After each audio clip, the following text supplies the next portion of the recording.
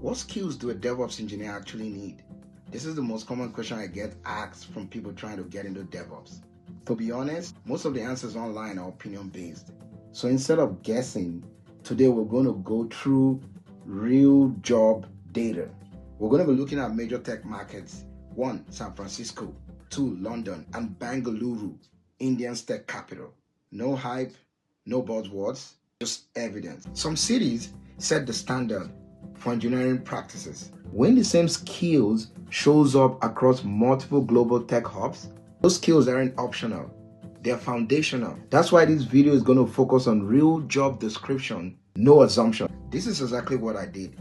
I selected 3 DevOps markets: San Francisco for product scale, London for enterprise and compliance, Bengaluru for delivery and operations. Each city, I analyzed 2 real DevOps job postings, extracted the required skills, and compared them. Let's get started with San Francisco. This is a DevOps role at Clear Capital in San Francisco. Right away, we see AWS, Terraform, and Python. They also mention monitoring, SRE practices, but the foundation is clear: cloud, infrastructure as code, and scripting. Now let's switch to London.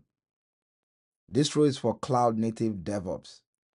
Here we see the same skills: Terraform, CI/CD, Docker, Kubernetes, and Python scripting. Different cities, but same tools.